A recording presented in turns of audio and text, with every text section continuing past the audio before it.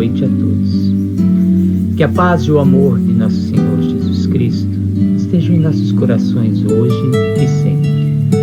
Que nossos amigos espirituais, os espíritos fraternos e nossos mentores estejam conosco, nos auxiliando e nos iluminando para o melhor entendimento do assunto desta noite.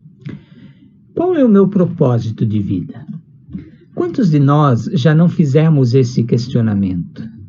Quantas vezes nós nos sentimos como um barquinho de papel à deriva, sendo levados pela correnteza sem saber qual rumo tomar?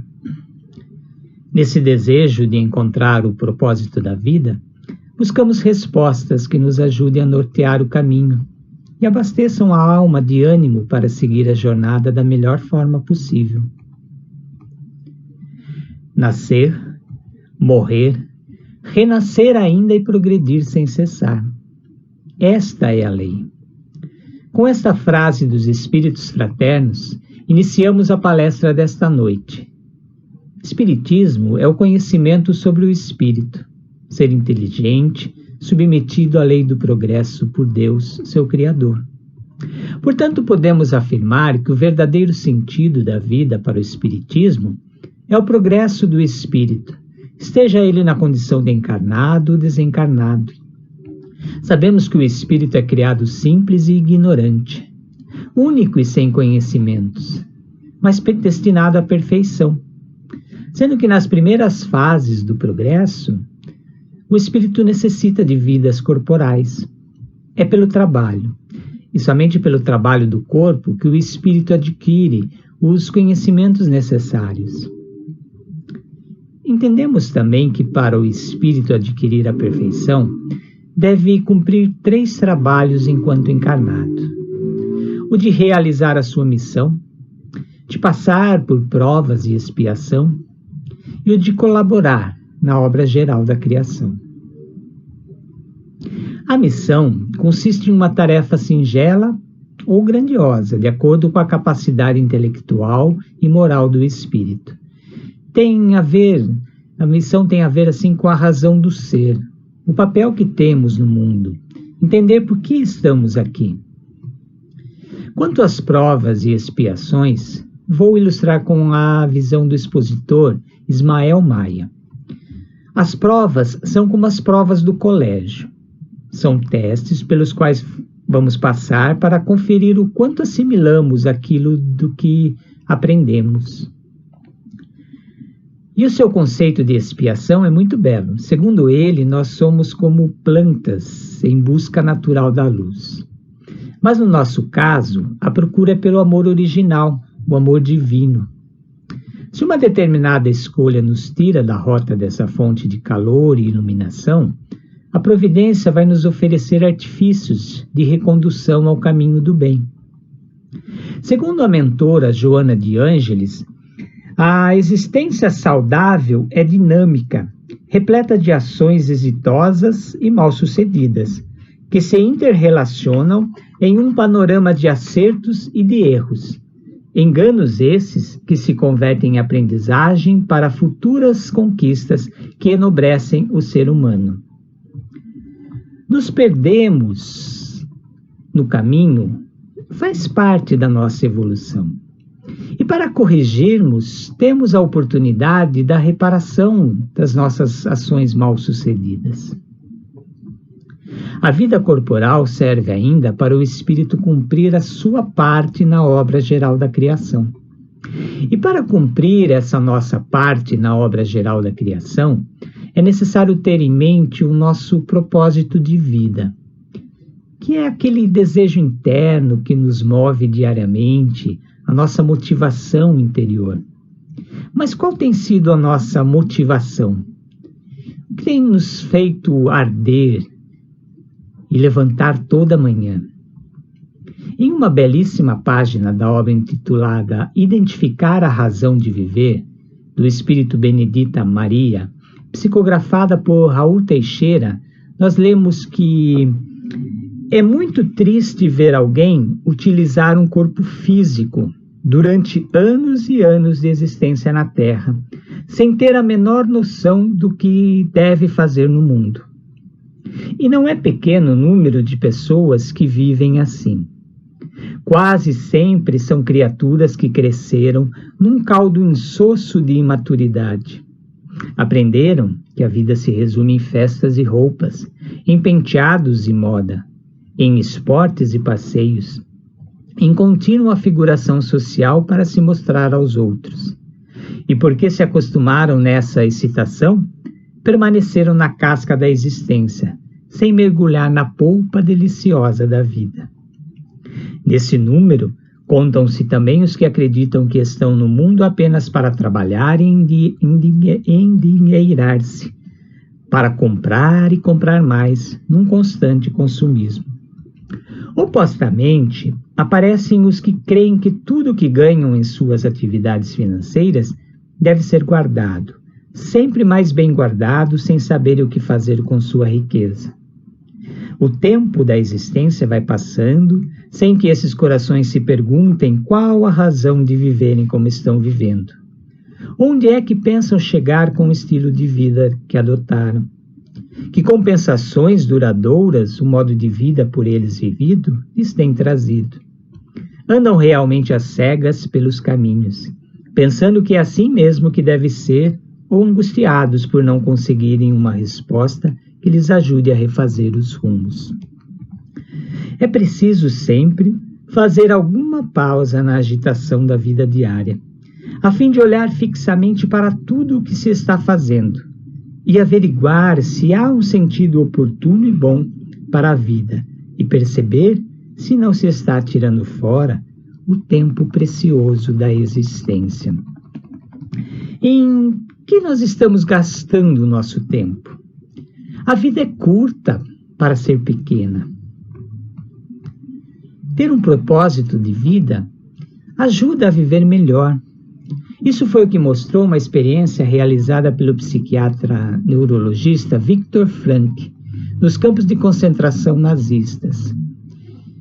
Em seu estudo, Viktor concluiu que as pessoas que sobreviveram, não por execução, mas por outros motivos, eram pessoas que tinham algo maior para lutar.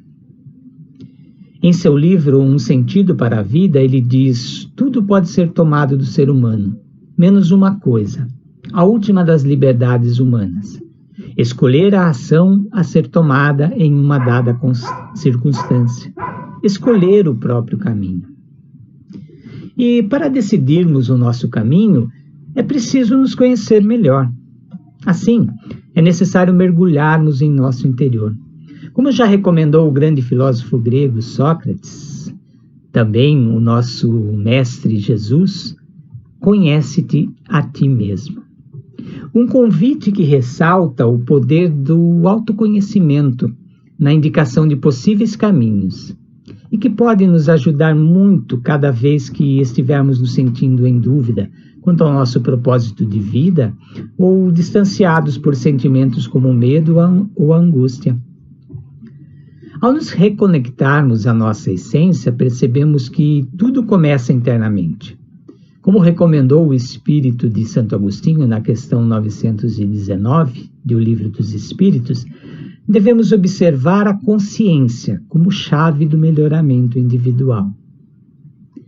E termos em mente que para pensar em propósito de vida não precisamos focar nos grandes missionários, pois se olharmos para os grandes líderes, podemos ter a falsa ideia de que isso não é para nós.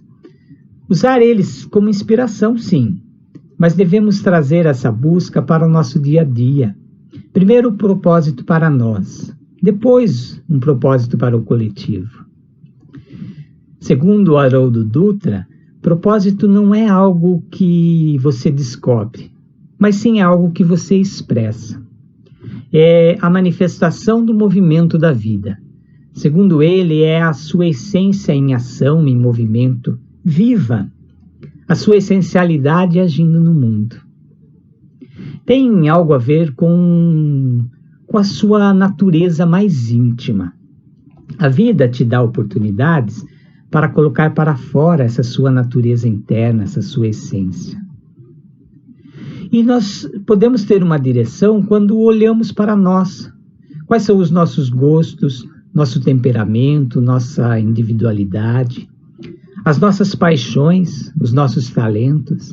Já temos uma intuição das nossas qualidades intrínsecas. É um trabalho de autoconhecimento, de saber os nossos limites e até onde podemos ir. Lembrar também que cada ser humano é único. Irá se expressar com sua natureza íntima, por isso não cabe o preconceito. Vamos lembrar aqui dos nossos filhos. Não podemos impor um propósito a eles. Para auxiliar a encontrar os seus propósitos, eu vou ter que ajudar eles a se expressarem, a expressarem essa sua essência, como uma parteira, ajudá-los a parirem os seus propósitos, aquele que está no seu íntimo. E essa é uma das maiores dificuldades, colocarmos para fora a nossa essência. Não é fácil assumir a nossa identidade neste mundo. Por isso é necessário agir com equilíbrio e harmonia, na direção do nosso propósito. E Haroldo Dutra ainda nos ajuda, trazendo em seu livro Propósitos, uma estratégia para ajudar com esse parto, como ele chama. Serve para nos ajudar a colocar para fora essa essência e expressarmos o nosso propósito. E para isso ele divide o propósito em 4 elementos. O primeiro elemento seria o elemento da humanidade. Nós somos humanos, como todos os seres humanos do mundo. Por mais longínquas e diferentes sejam as suas vidas, estejam eles em que continentes estiverem, vivendo de acordo com suas crenças, sejam elas quais forem. E sempre nos esquecemos disso, dessa nossa humanidade. Começamos a agir de uma maneira bairrista, excludente, né? Só dentro da nossa família, no nosso meio social. Nós não podemos perder de vista a nossa humanidade. Nós amamos, nós sentimos dor, saudade, tristeza, alegria, calor, como todos. Então precisamos respeitar todos os seres e todos os lugares, para não nos apequenarmos, para não expressarmos o nosso potencial de uma maneira mesquinha. Temos que ser fraternos com todos, amar a todos como nos amamos, seguindo os ensinamentos de Jesus, por mais diferentes que os outros possam ser de nós. O segundo elemento que ele nos traz é a nossa relação interpessoal. Na infância, imitamos as pessoas que estão à nossa volta. Assim, aprendemos em nosso lar a falar, a andar, a comer. Na escola, vamos aprender a ler, a escrever. Então, nós somos o resultado de muitas pessoas que passaram em nossa vida. Os nossos pais, nossos irmãos, os professores, nossos chefes. Tudo o que aprendemos de outros seres humanos. Vemos assim a importância de cada ser em nossas vidas. E na hora de expressar os meus propósitos, eu não posso perder de vista os outros. Senão nós viveremos uma vida muito pequena, egoísta. Eu posso até ser feliz assim, mas eu serei feliz somente para mim. Viemos nesse mundo para aprender e ensinar também. E é por isso que todas as vidas importam. Outro elemento são os fatores que nos tornam únicos. Quais são os nossos talentos? Os nossos dons, os nossos potenciais, as habilidades que possuímos e nossas características que nos tornam únicos. Cada um de nós temos os nossos e não devemos imitar a vida do outro para vivenciá-los. Não podemos ficar comparando os propósitos, eles são diferentes. Nossos pais tinham seus propósitos, que serviram para que agora pudéssemos viver os nossos, assim como nossos filhos terão os seus. Não devemos nos comparar a ninguém, e também não podemos viver a vida de ninguém. Cada um tem a sua missão, o seu papel no mundo. Mas com certeza nós somos a pessoa certa para viver a nossa vida. Cada um veio preparado e equipado para viver a sua vida. E saber que a sua vida vai impactar a vida de muitas outras pessoas. Nós influenciamos o espaço que vivemos.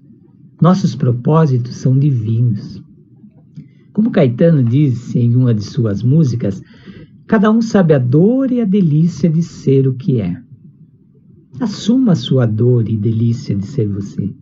O propósito é doce, mas também é amargo, e pagamos um alto preço por isso.